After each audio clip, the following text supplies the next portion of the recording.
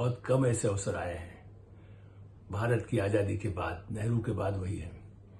और इसलिए संसद में राष्ट्रपति के अभिभाषण का जवाब देने के लिए लोकसभा में राहुल गांधी और उनकी पार्टी और उनके गठबंधन ने बहुत ही अशोभनीय दृश्य करीब 1.5-2 घंटे प्रस्तुत किया। उन सब को कहा गया है कि आपको पूरी छूट है, भ्रष्टाचारियों को छोड़ना नहीं है। कानून के हिसाब से काम होगा, फैसला अदालत चाहे करेगी बाद में, लेकिन उनमें कोई हस्तक्षेप सरकार का नहीं है।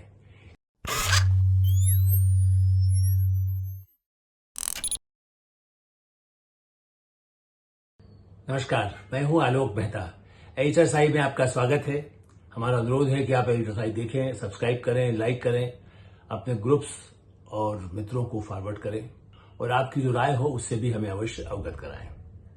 प्रधानमंत्री नरेंद्र मोदी की खरी खोटी।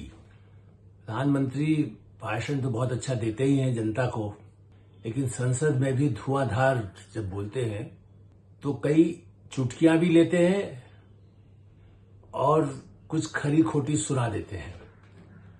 तीसरी बार भारत के प्रधानमंत्री एक तरह से बनने वाले हैं, लगातार तीसरा टर्म। ऐसे बहुत कम ऐसे अवसर आए हैं भारत की आजादी के बाद, नेहरू के बाद वही है।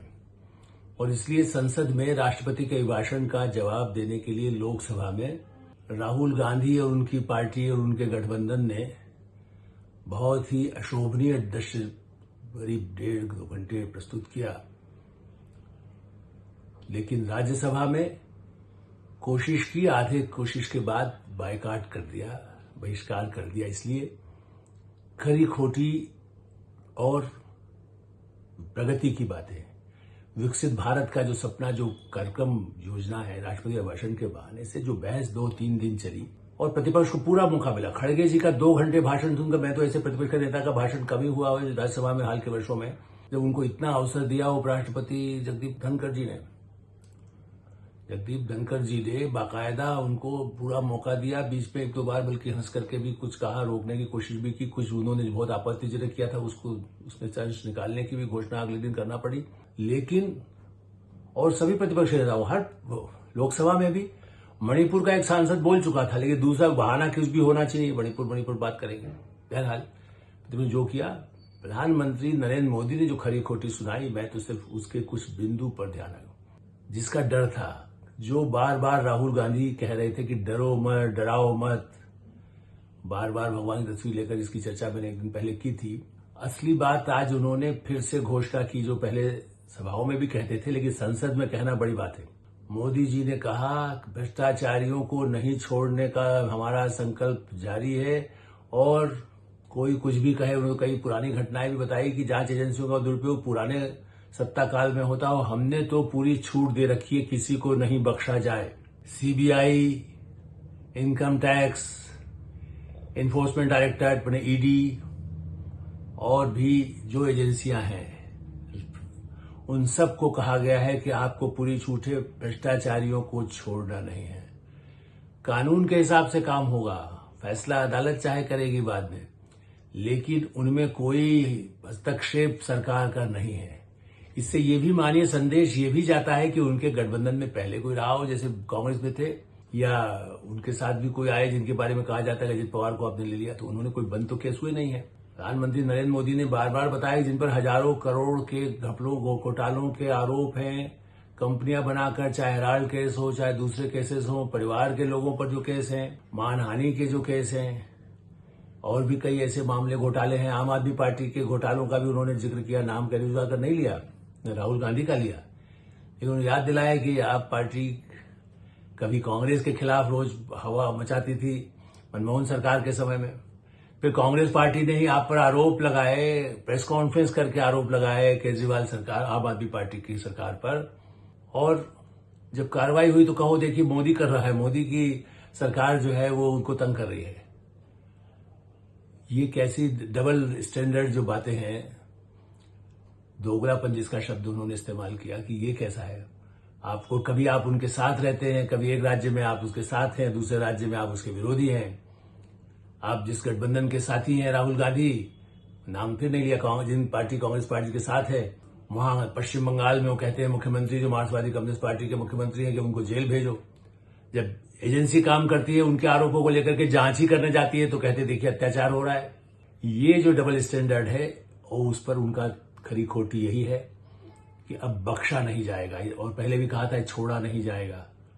मान लीजिए कि आने वाले दिनों में राहुल गांधी एंड कंपनी या लालू यादव एंड कंपनी या यूपी की कोई कंपनी हो, वहां की कंपनी हो, झारखंड की हो, तमिलनाडु की हो, महाराष्ट्र की हो, गुजरात की, जहां जहां जिन राज्यों में, मध्य प्रदेश, छत्तीसगढ़, शराब घोटाले, यही आम आदमी पार्टी ने मांग किया था बघेल को गिरफ्तार किया जाए, बघेल के खिलाफ कार्रवाई हो। शराब घोटाला वहां भी हुआ। जब कार्रवाई होती है बघेल पर तो कांग्रेस पार्टी खड़ी, अरे देखिए ये क्या हो रहा है। आम आदमी पार्टी कहती है वो हमारे साथ हो रहा है, वो झारखंड उनके साथ भी हो रहा है, छत्तीसगढ़ के साथ हो रहा है, झारखंड के साथ हो रहा है, खुद पहले आप डिमांड करिए। तो ये जो खरी खोटी सुनाई गई है ये एक महत्वपूर्ण, और दूसरा संविधान की रक्षा का संकल्प, दूसरा प्रगति का। उन्होंने कहा कि हमने संविधान दिवस तो हमने तय किया कि 26 नवंबर उसको बनाया जाए, उसका तो कांग्रेस विरोध कर रही थी। बाबा साहब अम्बेडकर का भी जब जिक्र आता है तो फिर याद दिलाया गया कि हम लोगों ने बाबा साहब अम्बेडकर को ज्यादा माना है, संविधान की तो धज्जियां इन्होंने इमरजेंसी में उड़ाई। कैसे कैसे अत्याचार हुए, महिलाओं पर किस तरह की सुविधाएं बढ़ाने का काम सरकार कर रही है। कांग्रेस पर उन्होंने तीखे प्रहार, उसके जो डबल स्टैंडर्ड है, उनके जो इस समय अभियान है गठबंधन के, और फिर से उन्होंने दावा किया हमारी सरकार बराबर चलेगी, आगे भी चलेगी, 5 साल नहीं 10 साल आगे आने जो उनका समय, तो उसके बाद तो उनकी संख्या और कम होने वाली है। ये एक आत्मविश्वास के साथ जो खरी खोटी सुनाई है उसमें सबकी, जिसे कह सकते हैं कि धज्जियां उड़ा देना, और साथ साथ मणिपुर पे भी जो सबसे, जिसके लिए बार बार कल भी डिमांड हो रही थी कि मणिपुर पर नहीं बोले प्रधानमंत्री, नहीं हुआ। आज उन्होंने जो उनको सही बोलने का सब समझ देंगे, आप हल्ला मचाते रहेंगे तो क्या गंभीर बातें बताएंगे। उन्होंने बताया कि मणिपुर बहुत शांत है, पहले के मुकाबले में सामान्य स्थितियों की तरफ बढ़ रहा है, स्कूल कॉलेज खुले हैं, दफ्तर खुले हैं, प्राइवेट दुकानें चल रही हैं, कंपनियां चल रही हैं, और अब स्थिति बातचीत के जरिए, हम लोग वो नहीं चाहते कि राष्ट्रपति शासन हो, जबकि 10 बार कांग्रेस राज में 10 बार मणिपुर में शासन हुआ। उन्होंने कहा कि 11,000 FIR प्राथमिकी दर्ज पुलिस थानों में है, 500 लोग गिरफ्तार हुए हैं। उसके बाद भी कहें कि मणिपुर में आप क्या कर रहे हैं। मणिपुर में गृह मंत्री अमित शाह गए, कई दिन रह करके समस्याओं का समाधान निपटाने के लिए लोगों से बातचीत किया, फिर गृह राज्य मंत्री को भेजा गया, विभिन्न मंत्रालयों के जो वरिष्ठ अधिकारी हैं, जो इससे जुड़े हुए हों, गृह मंत्रालय के हों, दूसरे मंत्रालयों के हों, वो वरिष्ठ अधिकारी भी वहां तालमेल करके आए। तो राज्य सरकार और केंद्र मिलकर के, अभी वहां बाढ़ आई है तो उसके निदान के लिए भी मिलकर के केंद्र राज्य सरकार काम कर रही है। तो संघीय ढांचे में मणिपुर हो, पूर्वोत्तर राज्य का जितना ध्यान दिया, मनमोहन सिंह का नाम उन्होंने नहीं लिया, लेकिन मैं जानता हूं, मैं तो कई बार उस पर बोला और लिखा है कि मनमोहन सिंह असम से चुन के आते थे, उन्होंने असम पर ध्यान ही नहीं दिया। आज असम कितनी तेजी से प्रगति कर रहा है। मणिपुर, मिजोरम, नागालैंड, आप देखिए उन राज्यों में, त्रिपुरा प्रगति की तरफ पूर्वोत्तर में जितना ध्यान है, अरुणाचल में तो फिर से भाजपा की सरकार आई, सिक्किम में भाजपा समर्थित सरकार आई। ऐसी स्थिति में आप ये कहें कि नहीं पूर्वोत्तर पर ध्यान नहीं है, ये गलत है। ये प्रधानमंत्री ने कहा, और इसकी पुष्टि जिन लोगों से, हमारी जैसे पत्रकार जो निष्पक्ष भाव से देखते हैं, वो जानते हैं कि ये खरी खोटी सुन करके कम से कम राहुल गांधी जो अपना खाली अड़ैयापन के जल्दी से सत्ता में आ जाऊं, उनकी पार्टी को जो भड़काते हैं, या जयराम रमेश कल तो बहुत अच्छा किया, उपराष्ट्रपति ने व्यंग करके ही कहा कि भाई आप बन जाइए खुद नेता मल्लिकार्जुन खड़गे।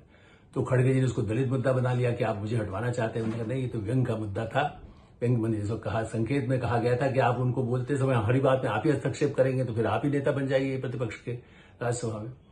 तो इस तरह से भड़काने वाली कार्रवाई, प्रतिपक्ष को भड़का करके, बंगाल की स्थिति जिस तरह बिगड़ी हुई है उसमें भी चिंता सबको होना चाहिए, केवल राजनीतिक पूर्वाग्रह न हो। इसी तरह पेपर लीक जो मामला है उसमें भी सभी दल सहयोग करें, कठोर से कठोर दंड दिया जाएगा, ये भी प्रधानमंत्री नरेंद्र मोदी ने घोषणा की। इस तरह के मामलों में युवाओं की जिंदगी से खिलवाड़ करने वाले जो भी बड़े से बड़ा, छोटा से छोटा अधिकारी छोड़ा नहीं जाएगा। ये खरी खोटी बहुत ही महत्वपूर्ण है। आने वाले वर्षों में इसके परिणाम सामने आएंगे, भ्रष्ट जेल में रहेंगे, अपराधी जेल में रहेंगे, और न्याय का तराजू, न्याय मिलता रहेगा।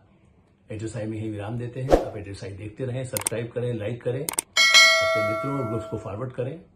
धन्यवाद, नमस्कार।